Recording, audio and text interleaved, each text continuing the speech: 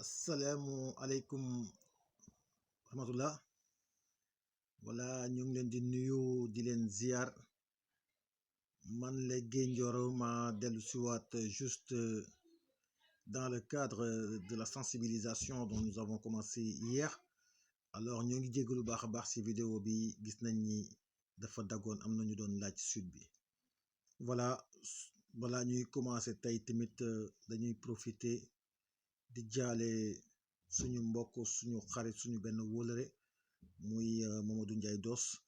et di ko ñaanal yàlla yërëm ko xaare ko aljana. Vraiment il a beaucoup contribué dans la vie des étrangers, des immigrés en général depuis mu commencé di def émission de Modou Modou bu mu nekkee Walfadjri quoi. ñoo ngi koy jaale bu baax a baax di ko jaale ay mbokkam di ko ñaanal yàlla te xam ni perte la pour Sénégal yëpp aussi quoi. ñoo ngi koy ñaanal bu baax a baax di ko jaale ay mbokkam. Voilà, ñu dellu si waat juste si li nga xamante ni moo nekk actualité actuellement, je veux dire si àddina bi yëpp tiital àdduna bi yëpp, mais tiital aussi comme ni ma ko waxee démb réew yu néew doole yi demee nekk Afrique en général, mais ñun pour ce qui nous concerne le plus muy suñu réew di Sénégal. Voilà, comme ni ma ko waxee woon démb nit soo nekkee ci gaal comme ni ko maam Abdou waxee yor sa ëmb da ngay ñaan yàlla gaal gi mucc, parce que su gaal gi muccee ëmb bi mucc te li nekk ci biir gaal gi yëpp mën na mucc quoi. te ni ma ko waxee woon démb aussi soo gisee lu songu Masamba ba nasaxal ko sonal ko lool, alors donc nga koy gis ni je crois que war nga am ay jàngat yoo ci mën a def quoi. Voilà, alors donc foofu la ñu toll woon. Alors encore une fois tey suñu waxtaan dafay jëm si juste encore fàttali suñu bopp mais aussi fàttali suñu mbokk yi nekk Sénégal. Voilà, ñu gën a jël seen ay précautions parce que fu mu nekk nii l'heure est grave et ñun ñi nga xamante ni nous sommes à l'étranger et que nous sommes confrontés à la situation, nous vivons la situation vraiment, alors nous avons peur qu'il y ait une réveil, je veux dire brutale pour le Sénégal et particulièrement aux Sénégalais aussi, dans la mesure où que nous avons toujours l'impression que ils n'ont pas pris les choses au sérieux, daf mel na comme gëmuñu mbir mi quoi. Alors encore une fois lu am la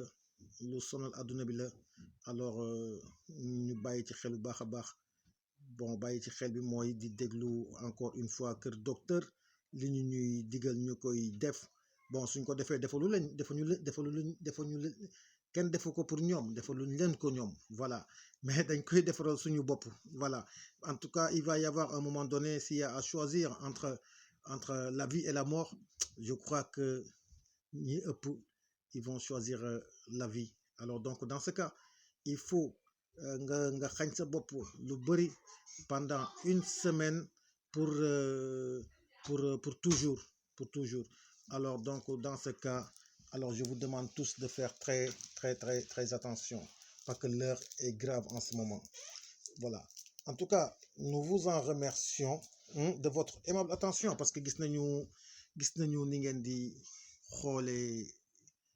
message bi et on espère que aussi que tamit noonu ngeen koy partager, parce que suñu bit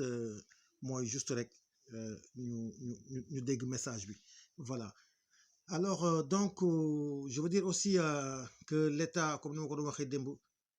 responsabilité bi yëpp état moo ci ëpp responsabilité. C'est vrai que évidemment ñun ñëpp am nañ ci responsabilité, que soit ñi nekk ci biir réew ma ak ñi nekk ci bitim réew ñëpp ci am responsabilité, mais responsabilité bi ci ëpp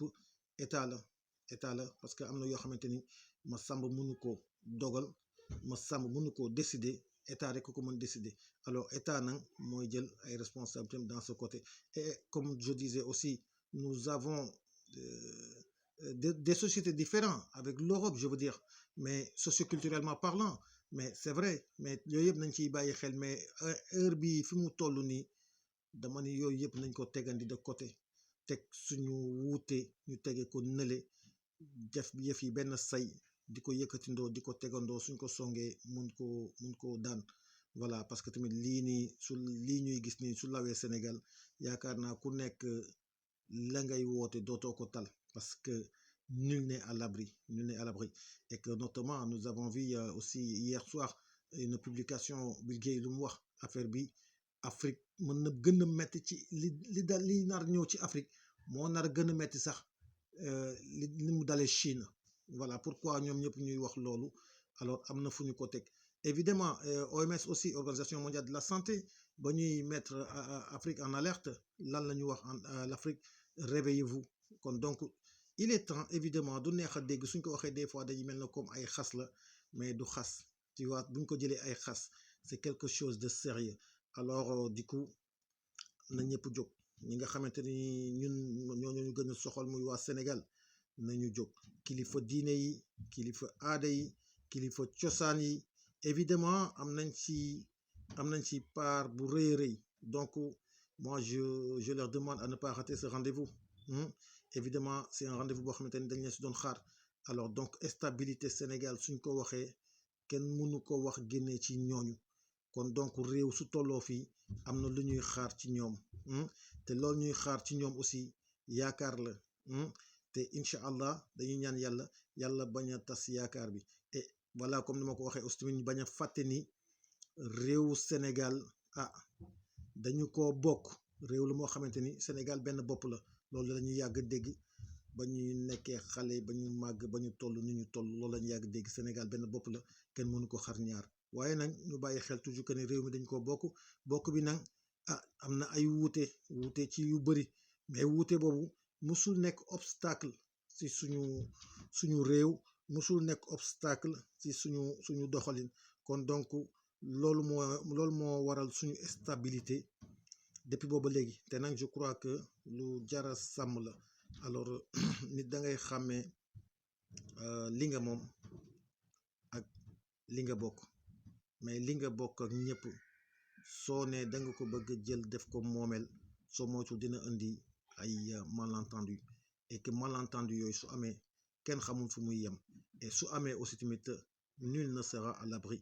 alors loolu moom côté état la état mooy jël ay dispositions état bi nga xamante ni moom moo njaboote ñëpp lu tax mu njaboote ñëpp parce que dañoo jël suñu lépp dénk ko donc dans ce cas am na décision yoo xamante ni moom rek moo ko mën a jël encore une fois ñu leen di bàyyi loo xel comme ni ko waa kër docteur di waxee si cet gi ñu bàyyi ci xel bu baax a baax voilà ñu bàyyi ci xel bu baax a baax bañ a xeeb dara parce que nit di nga xeeb mbir boo xamante ni xëy na mën na la indil loraange quoi et voilà ñoo ngi encouragé aussi le ministre de la santé ñoo ngi koy encouragé bu baax ak médecins yi infirmiers yi aides-soignants yi ñëpp daal ñi nga xamante ni le corps médical ñoom ñëpp ñoo ngi leen di encouragé di leen ñaanal te di leen wax aussi tamit ñu gën a fagaru gën a def attention ministre bi na jox corps médical bi li nga xamante ni moom la ñu soxla ci matuwaay pour seen liggéey parce que feebar bi wax dëgg fa yàlla feebar la boo xamante ni jarul xeeb soo ko xeebee rek mu nasaxal lool aussi bu ñu fàtte di jël exemple ci dëkk yi nga xamante ni ñoo confronté ak feebar bi ëpp ñu doole lool nekk dans des énormes difficultés évidemment comme on prend l'exemple toujours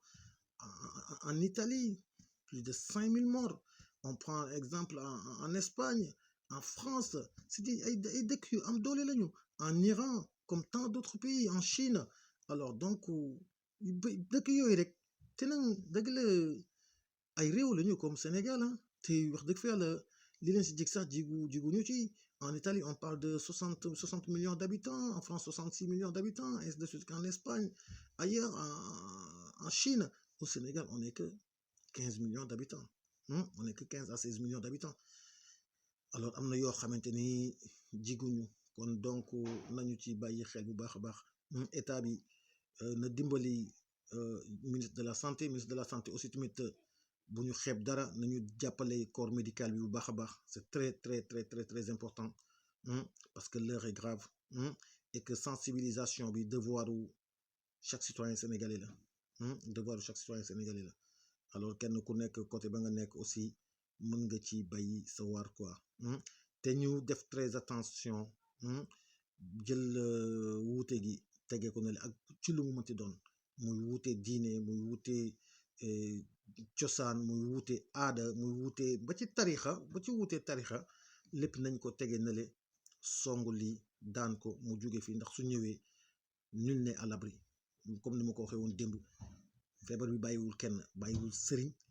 bàyyiwul président bàyyiwul ministre bàyyiwul kenn alors donc ñu leen di ñaan ngeen di jàllale message bi dinañ ci dellu si waat incha allahu taala ci yeneeni vidéo loo xamante ni nguur gi ñoo koy moom mais dinañ ci dellu si waat encore incha allah si yeneeni vidéo yoo xamante ni dañuy wax responsabilité de l'humanité en général parce que suñu gisee àdduna xëy rek mel nii l'humanité aussi a une grande part de responsabilité ça veut dire la façon dont nous traitons l'environnement la nature nous avons détruit la nature alors donc loolu tamit bokk na li si li nga xamante ni mooy tax fitna yu mel ni di yeewu ci àdduna parce que lépp li nga xamante ni waroon na ko mën a téye genre fitna yi l'être humain a tout détruit alors donc loolu tamit dinañ ñëw ci ay vidéo ci lu gën a yaatu ñu ngi ñaan jàmm di ko ñaanal ñëpp voilà di ñaan yàlla def ñu dégg te topp lu ci dëng rek si ñun la mais suñu but c'est de sensibiliser et de faire comprendre la situation te ñu bañ a fàtte di ñaan parce que ñaan mooy nga ay jullit pour jullit ñi kenn ku nekk sax na ñaan ca la mu gëm parce que comme li ma wax rek su gaal gi muccee rek ñëpp mucc ñu bañ a fàtte les Sénégalais de l'extérieur aussi parce que am na foo xamante ni toll na fa metti na lool dinañ ñëw ci ñoom aussi si beneen vidéo ci lu mel ne que solidarité bi nekk seen biir ñu gën ci jàppalante parce que y a des coins yoo xamante ni c'est dur inexplicable et que waa Sénégal xëy na mënuñu ko comprendre en ce moment pour les Sénégalais qui vivent à l'étranger dans la mesure où que tout est arrêté amatuñ benn activité donc suñu amatul benn activité donc on n'en parle pas donc ça veut dire qu'ils n'ont plus de revenus aussi s'ils n'ont plus de revenus la vie devient très compliquée dans ce cas ñun li ñu ciy génnee rek mooy lañ ñoo xamee woon solidarité jàppalante incha allah yal na yàlla sàmm ñëpp